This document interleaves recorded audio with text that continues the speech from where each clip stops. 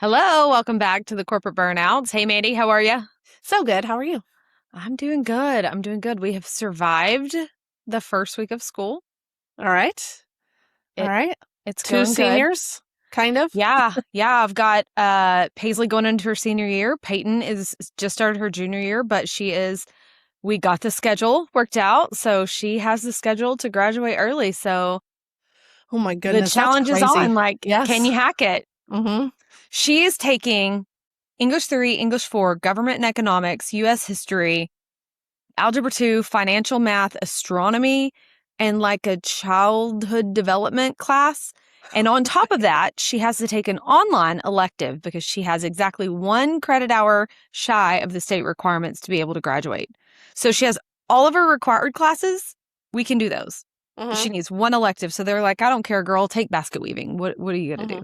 do? Yeah. So yeah, it's going to be quite the year for her, but she's gone into it strong. And now kind of getting into that same freak out of Paisley of like, what am I going to do with my life? What am I going to, and I'm like, I Yeah. thought you wanted to go to hair school. And she's like, I mean, I do, but all it being in all these senior classes where they're talking about career opportunities and that kind of thing. She's like, but what about insurance? What about real estate? What about, and I'm like, girl, here's the deal. 90% of the things that you want to do don't require you to go get a 4-year degree. It's a trade school of some sort. Mm-hmm. Who cares if you do it all in your lifetime? Like, Yeah. pick one, start Well, there, that's exactly what we and were then go talking with about it. last week. Like, Yeah. you have to not be like putting so much pressure on that I have to figure out a career that I'm going to do until Yeah. the day that I retire. Like, these kids have to realize that they can do a bunch of stuff. And while you're being a Yeah. realtor, you can go to hair school. And while you're, you know what I mean? Like, while you're a hairdresser, you can Exactly.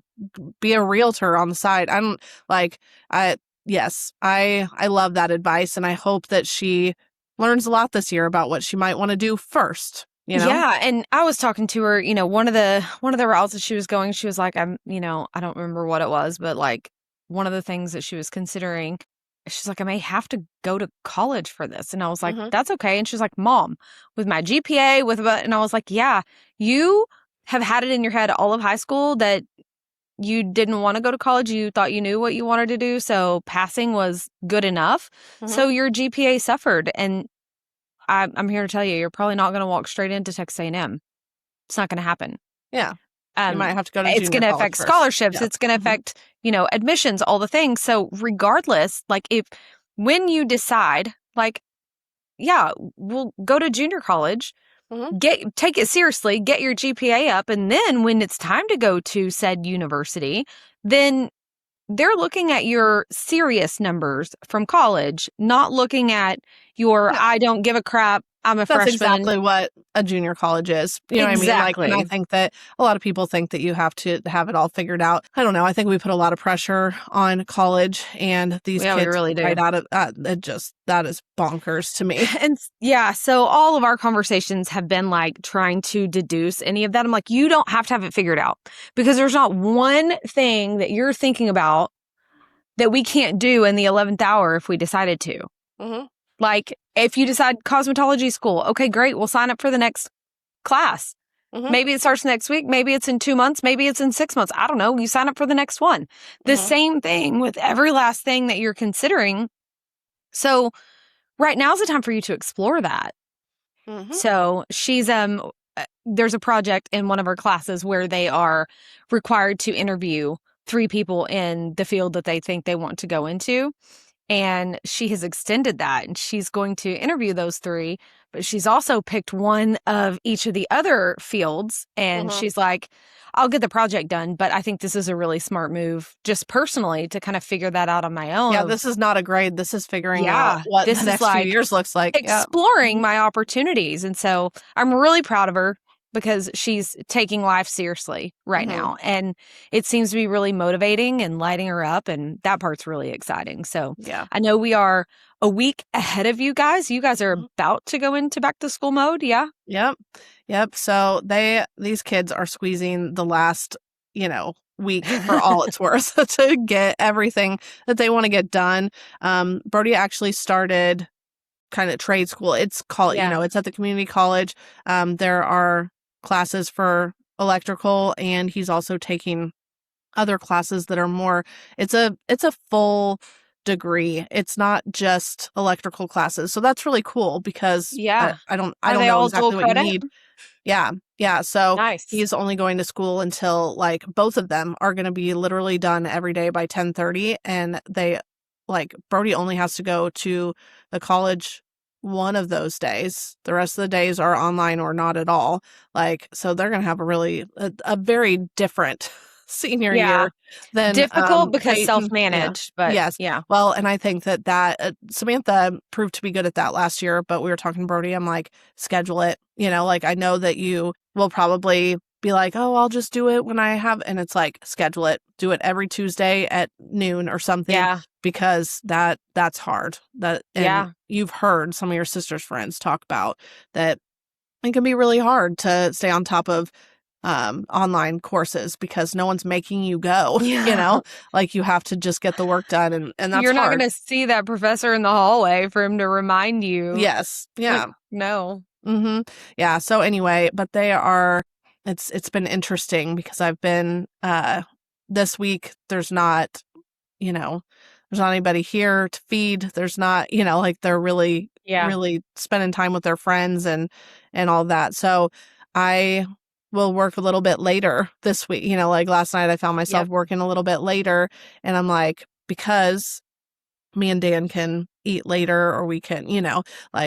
but whenever we're feeding people, that's Well, time there's that we more, spend together. yeah, and Mm-hmm. more schedules to get all lined up to Mm-hmm. make sure that everybody can do all the things that they need to. Yeah, and It's a lot. I think that I'm also squeezing in a lot of work this week because we start swim meets really soon, because Mm-hmm. Brody's high school swim has already started. So we'll be taking off early for swim meets, and we'll be, you know what I mean? Like there's going to be so many things because it's Samantha's senior year, so there's going to be so many, things to go to for her, and so it's interesting, and it made me think about I don't know, when work starts bleeding into home, when it starts affecting who you are at home. We have a little bit of a different situation than I think some people have because we kind of get to pick, we get to pick when we Yeah. work. We get to pick who we work with. I get to pick who works with me as Mm-hmm. employees, and you get to pick if you are here at all. Right. But I I think that in our past life, we really struggled with bringing our work home and bringing our frustrations about work home, and about just letting our stress and all Yeah. the buildup bleed into our home life.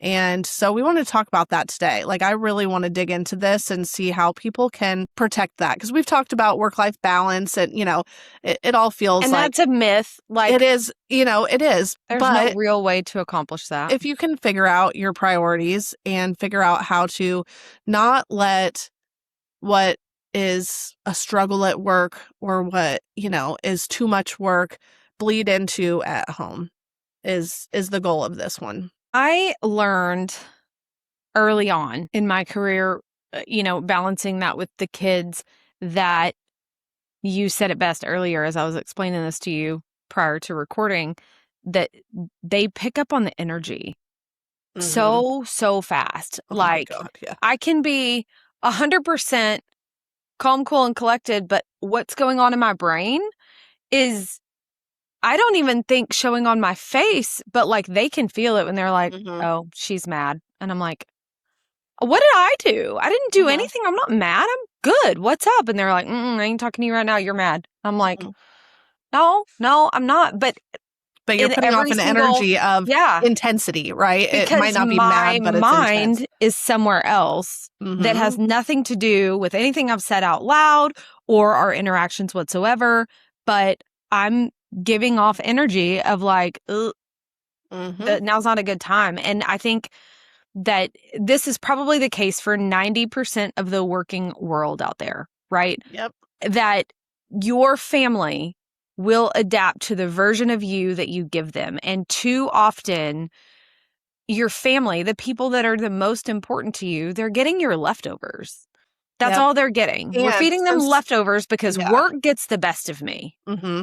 And since we're such big martyrs about how important we are at work, I mean, we've always been this way, right? High Yeah. achievers are like this. We want to do the best that we can at work. We also want to do the best that we can at home.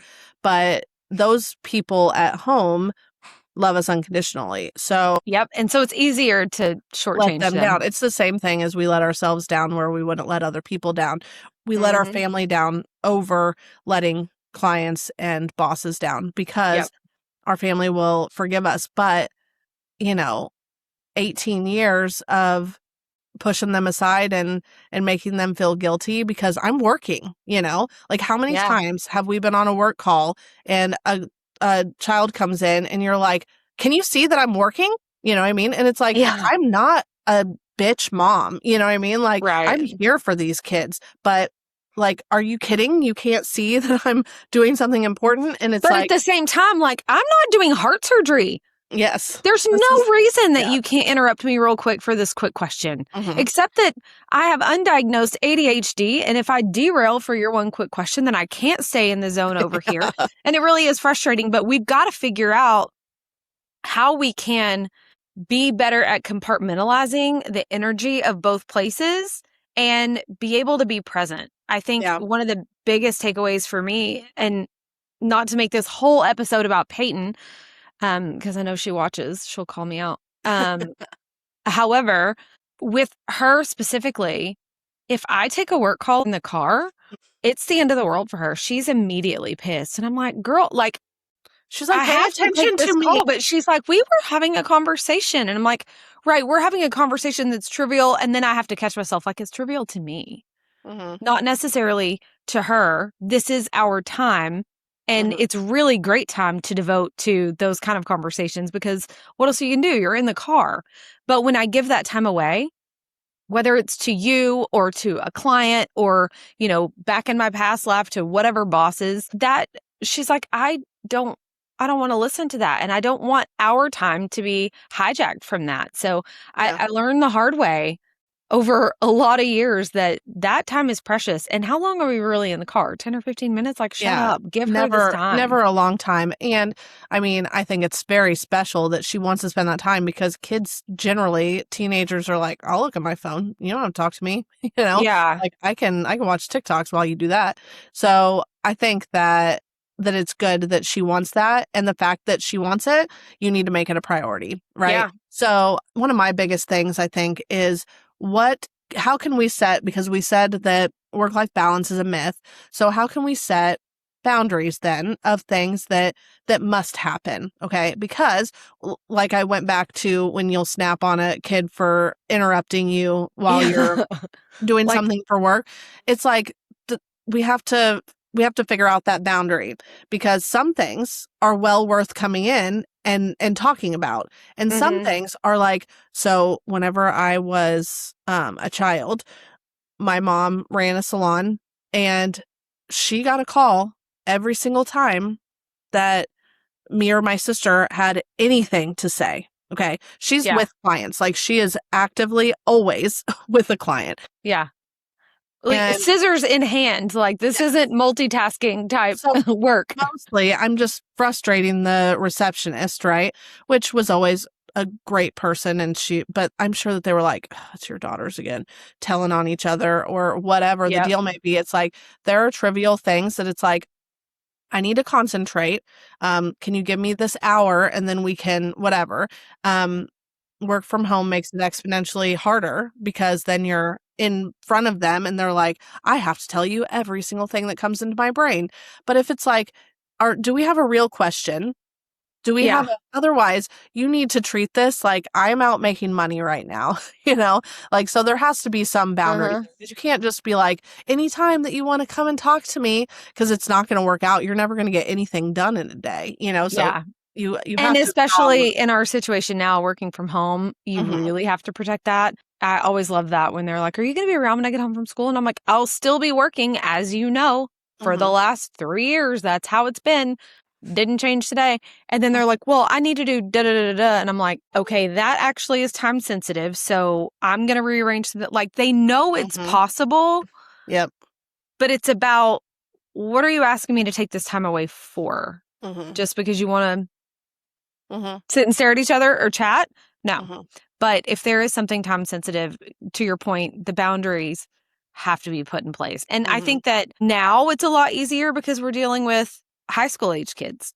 In my previous life, I mean, gosh, it was from kindergarten all the way through junior high, right? So like they really didn't have it. But they did adapt to the person that I was when I was around, based on how my work stress was impacting me, was having a bigger impact on them than I ever gave credit to. And even in relationships, like I can look back and see on both sides of the coin in that marriage how we let work determine what the interactions were going to look like. And even now, like it's probably far less on my part, but Chase's work follows him home in the same way that mine used to. And I just have a little bit of a different perspective of it now. Yeah. Like I just kind of smile and I'm like, He yeah. loves every second of it. I don't think that part of things is going to wear off for him. He loves what he does and, doesn't mind the traveler being gone or even being available because it's not that big of a deal to take a call, right? It's really not in the grand scheme of things. But I love it when his people kind of bite back. Like if we're in the truck together and he takes a call, he's got a couple of specific coworkers that I'll speak up and be like, hi. And they're like, you didn't tell me you were in the truck with Mandy. Oh my God, hit the red button. We can do this another time. And I'm like, weird. I thought so too. Yeah. But those things don't bother me like they might some people because I've been there and I get it and I know where his headspace is. Well, but some spouses really, really have a big problem with this. Like literally, if you're taking phone calls during dinner, like that is a line that almost nobody is okay with, right? I was going to say that's definitely a line for you. It's a line for me. Maybe not for some people, but I would say that's probably the minority because there's got to be something that you can hold sacred that work just cannot have, right? Yep. Maybe it is dinner with the whole family. Maybe it is dinner with just you and your spouse. Maybe it's not dinner. Maybe it's a walk or a TV show that you watch together, playing games. Like, I don't know, whatever that is. Yeah. I think, and what I think is important about that is that is so obtainable. It is so realistic and doable. You can put that into practice today. Yeah. Today. There does not have to be a delay. Pick your one thing that you're going to say, nope, this is a non-negotiable important thing. I'm going to put my phone down. I'm not going to answer work calls. We're not going to do any of that. I'm going to give this time to my family or to myself and what I want to do. We've been talking about sparking joy and putting fun back into our lives and doing something for ourselves. Like, you can pick one thing. Maybe it's a 15-minute thing. Maybe it's just your shower. Yeah. But once you do that, once you set an expectation on something, for the people like both of us who will say, well, since I can do that later, I'll do it later, or I will allow that, right? But if I set a time, so we're having dinner at 6:00, if I set that as my done time, I get so much done in that hour leading up to that done time, and I can focus. But you have to make sure that you can get whatever it is done. Like if it feels like this is going to be an emergency call, you can't not do it, right? So get all of your shit done so that you can focus. So that it doesn't have to be. When I feel really overwhelmed with the amount of things that I need to do, there's things where there's still people hanging out that I haven't fixed stuff for. I will panic and need to do something while we're supposed to be doing something else, or I'll need to take that call, or I'll need to fix that problem. And it's like, just don't procrastinate and you can get all your shit done and then you can have this time at home, right? And I think that until you set that firm boundary of I'm not doing this, like I will not be picking up my computer or my phone again after 7 p.m., then you have that deadline in your head and you have to get it all done by then. That works for me, like that's how I've been living the last several years, because I want to be there for every swim meet, like I don't want to be like, I had to work because it's like, no, I don't have to do anything. I have to get a lot of stuff done every day, but I can get it all done by 3 p.m. to go to the swim meet Yeah. if I try hard, you know? And so it's like, and it's not to say that there won't ever be crazy work emergencies, but when I set a boundary for myself, I follow it if it has to do with other people, not always if it has to Yeah. do And I with me. think that some listeners might be thinking like, okay, but I still have to work. And I'm locked into the office until 6 p.m. and there's nothing I can do about that. And I get it. This isn't necessarily about fixing whether or not work is stressful or whether or not you stay in this job. Like, work is a necessary evil for most of us in the world. However, the version of yourself that you show up at home is still 100% within our control, right? Like, a billion things might be annoying you at work, or maybe there's a coworker that is, the sky's the limit on the issues that could be really dragging down the energy.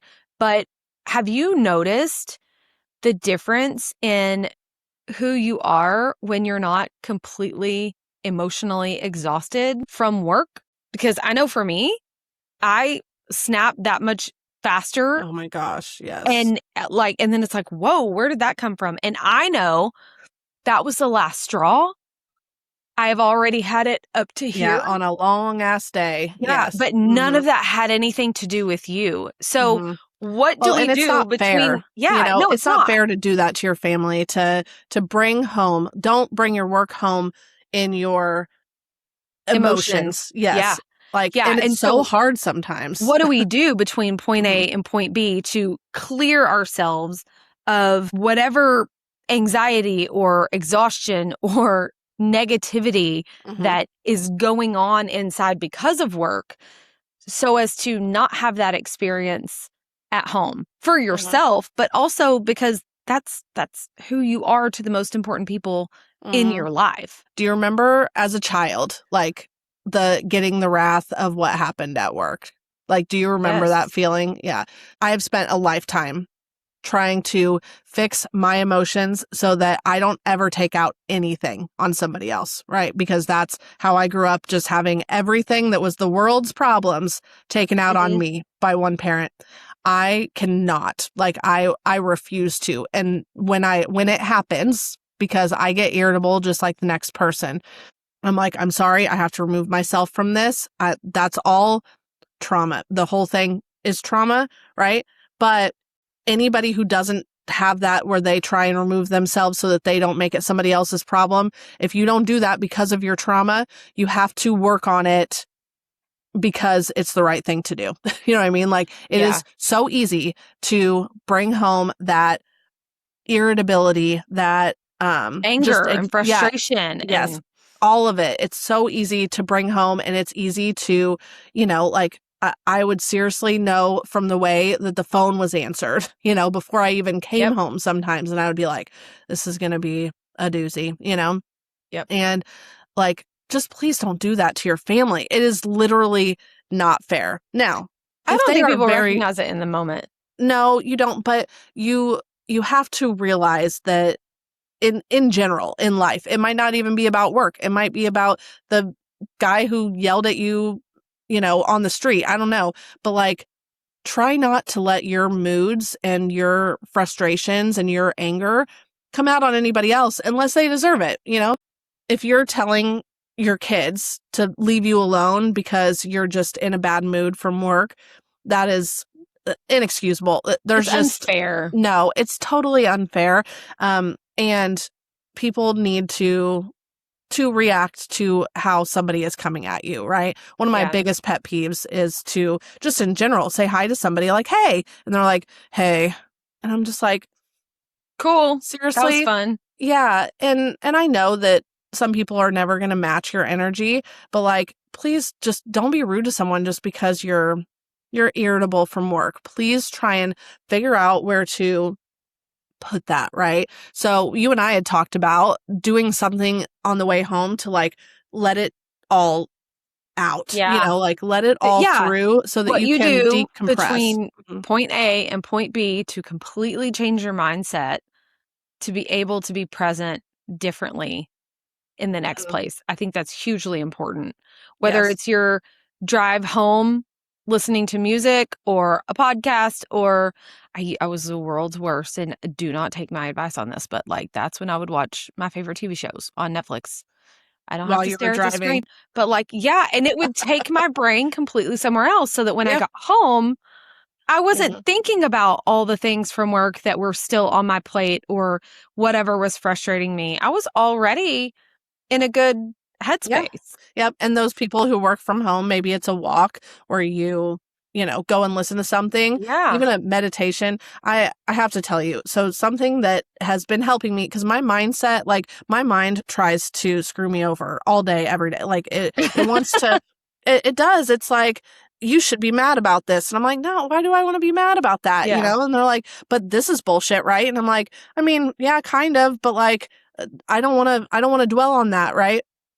You can let yourself be just compounded with this all day at work, but Mhm. you have to let it all out. So something that's been helping me is affirmations. And I know that that sounds to some people super like woo, but you literally have to tell yourself, like, I love my family so much, right? On your way home, I love my family so much. Not thinking about and talking about the whole way how much you hate work and hate your coworkers or hate your boss or hate everything that happened today or hate the work that you were given and not enough pay. Like we can dwell on all of that stuff because work can suck, but can you tell yourself all of the good things about your life so that when you get home, you're not just ready to blow up on everybody about all the Yeah. things that you've been working yourself up with left over from work, is what I am saying that I need to do. Yeah. And I think that's a really smart practice to do intentional positivity, Hmm. saying the good things to yourself. Sometimes we need a reminder because it's too easy to be pulled into the negativity. But Hmm. I think there's probably some people that this all really applies to, but it's not something that they've noticed or that they see actively in their everydays. So, Hmm. a couple of things that I'm thinking of, like maybe for some people, you need to like really take a hard look. Like, do you come home irritated every single day? Do your kids know not to bother you after work? Are they reading the room before they enter? I mean, I was that way as a kid. I knew Yeah. that if mom and dad were having a conversation and it was about dad's work, I need to be scarce because anything that I do, I'm gonna get it. It's Like, just and it's not piling gonna be on. fun. Yeah. Yeah, Hmm. because they are already having a high intensity conversation that I'm not welcome in, and it's gonna, Hmm. it creates an alienation there. Hmm. Um, if vacation is the only time that you really get to feel like yourself, or if you're sleeping poorly because your mind is racing about work, Yeah, it like, never turns off. I literally could not go to sleep for all the years. Like my brain was always moving. And mhm, I think it's cuz I was feeding it bullshit. Like I was feeding it all the negativity about what was going on. Something that I think is a big red flag is if your family, your kids, everybody, all your friends, everybody in your life hears from you all the time about that toxic coworker that you hate or the boss that just is a dick to yeah, everybody. Like if everybody knows about it, you're venting too much and you are perpetuating this to keep going. Like you literally at some point you yeah, almost like revel in the drama that comes from this person continuing to be who they are because you have something to talk to your friends and family about, and now it just becomes kind of who you are. And I think that we spent time throughout the years in that, like I Oh, truly yeah, we do. did, and we did finally acknowledge that and go, "Wow, we're actually making this situation Right. And I more know than that what it actually is." yeah, We've discussed so this, much. We have but discussed this, but what do you do? Like how do you get out of that so that you can just have a separate time? We keep talking about your family, but it's like maybe you don't have a big family to come home to, but your friends are feeling it or anybody who you are yeah, around. It's not fun. Like it's not no. fun to, especially for people who are outside of it too. They're like, we used to have something in common and now all you talk about is work or all you do is work or hold on, Or I it's have to just do this thing always for work. venting. Yes. Yeah, Hmm. and I think that, your question, "What do we do about that?" is pretty simple. get it outside your body. Yes, Mhm. there's nothing wrong with talking to your spouse about what's going on at work, but Mhm. there's a difference between having that conversation and being done with it and letting it be the thing that drags on that you talk about Mhm. over and over and over, or not shifting your mood post conversation. Like Yeah. once you get it out and you've had the conversation, give yourself 10 minutes and then we're not Mhm. going to talk about it anymore.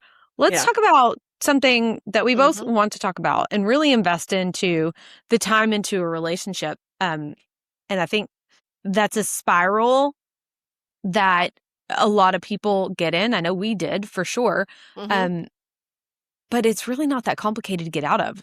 See Mhm. it for what it is, call it out, cut it out. Yeah. It's pretty Well, simple. and just we've said this a million times, like don't make your job, your work, your career, your entire personality. Like it's just it like you have to, or you can make it your whole world, but you can't have everything, right? So if that's Yep. your priority, then make it your whole thing. But if you are trying to have a really happy home life too, then you have to figure out where to make that break. Yeah. The And transition. yes, That's all it is. There has definitely. to be a full transition into Mhm. work Mandy and home Mandy. And Mhm. her energy is different. Her patience resets because that's a huge Mhm. one. How many Yeah, times I've because snapped usually you because use it I'm up. I'm Mhm. completely out Yeah. from work and I get home Mhm. and I'm like, I have none left for you. Like, Mhm. Yeah, what that's not can fair. we do? They shouldn't get to start at 0 or shouldn't have Yeah, to start at 0. that's Like, not that's fair. not fun. Nope, not at Whether all. it's music or a shower or just sitting outside, drink a cup of coffee in the afternoon. I don't know, change Mhm. your clothes, take a shower, like do something that is going to let you reset so Mhm. that they actually don't get just the leftover Mhm. pizza of your Yeah. personality. And this is, I hope, for some people, a wake-up call, something that they're like, "Shit, that's me," right? And there's a chance that you can fix this. You can completely fix it. But there's also a chance that you don't really have a choice because you didn't just have a bad couple of weeks. This is a toxic situation that you're in at work that is not allowing you to not bring it home. Or your job is literally everything and it's 90 hours a week and you can't not bring it home because otherwise you Because would you need just those never hours. come Yeah. home. So I think that we have to figure out, is it something that we cannot get past, right? Is this just not the best place for me because it's making my home life, my non-work life not bearable? And to think about, we keep talking about that this is all about your family, but like if you're this unhappy for 8 to 15 hours a day, I mean, that's not what you want to do. Yeah, and I think a really good gut check question for all of us when if Mhm. you're sitting in this, if you're sitting in this season of like work is really frustrating and maybe I don't want out or maybe I don't know for sure that I want out yet. I'm not at a decision making place, Mhm. but I'm here. Really good gut check question. Who do you want the people that you love to remember about you Mhm. during this season of your life? What do you want them to remember? What's the Mhm. big takeaway? It's not about how many clients you had or about the award that you won at work or what your title was, but who were you to them? Mhm. And when I look back at that, there are some things that make me really proud. And there are some things that I'm like, that one stings. Being drawn in the window on my computer when my daughter was drawing a picture Mhm. of the family. Yep. Everybody's outside. Peyton is on her bike. Paisley and Sam are flying a kite. And I'm like, where's mom? And of course, I was terrified that she would be like, oh, you were out of town. She's like, no, Mhm. no, no, you're here, right here in the window. You're on your computer. And I'm like, ouch, that one Yeah. hurts. Mhm. That is that's what she experienced of me Mhm. during that time. And that sucks. So Mhm. thankfully, she drew the picture because that was a little bit of a wake-up call. I Yeah. did things a little bit differently after that. Mhm. And like I said, there are some other things that make me more proud than that moment. But, as a closing challenge, I would say ask yourself the question, who Mhm. do you want them to remember you as during this season? Yep. And what can you do to impact that? Yeah. I have a second question. Okay. What is it costing you, right? To to prioritize work or bring your work home or take out your struggles at work on your family? What is it costing you? Because I'll tell you that it cost me a relationship. Now, that was a worthwhile cost to me. Oh my God, yeah. And that's deeper. It's deeper than that, right? I picked correctly in that moment, but some people wouldn't have wanted to shed a relationship, a long-term relationship, and the cost would have been huge, right? Yeah. But it does happen. You know what I mean? When you do not figure out how to balance your work self with your home self and your all of that, you could lose something you can't get back. So think about that too. Yeah. It's a huge portion of your life. You already give up so much for work. Where do we draw the line? Yeah. Where do we draw the line? And like, are you okay with who a job could make you? There was a period of time where I was like, I don't like this. I couldn't pinpoint it, right? I was blaming other people for how I felt inside. I was becoming a very frustrated, bitter, petty person. And that was due to situations that I felt like were completely out of my control, but they were not. They were not, but we let ourselves believe that this is happening to me, right? Yeah. And it's like, no, take control of what you can control and don't let anything happen to you. That's not fair. You have What I love about what you just said, and it transitions nicely in that you went through a period of letting work change who you were and you were becoming somebody that you didn't like. What you did about that, you recognized it, and then, it was a struggle to pinpoint exactly what was going on. What you did about that is the game changer here, right? You saw an issue and you decided, okay, not only do I need a new seat on this bus, I need a new bus, right? You Well, pivoted. because I tried to figure out the new seat and then Right, they ended up blocking that after a little while. And I'm like, you went I through gotta the go. motions of trying to make a change, and you eventually did by opening your own business. And that, the transition part of this that I was talking about is that's what we're going to talk about next week. Next week, we're going to talk about how can you transition, between a job that you maybe are good at or your identity is wrapped up in, all of those things, into something that is going to feed you more wholly than just having to endure work. So, and some people do that through a side hustle. So I'm excited about that conversation. Yay. I am excited to talk about that too, because it is the very best thing that I did to get out of how I was feeling all the time. You know what I mean? Like all the time. So I'm very glad to talk about that. And I think that a lot of people are in those situations where they need to get out of a job that isn't serving them anymore, is making them a different person, lots of situations, or they've just always had a dream to start a business, but they need to get that business rolling while they're still in a job. So tune in next week and we will talk through the side hustle to main hustle, if you will. I love it. I'll talk to you next week. All right. Talk to you soon. Bye. Bye.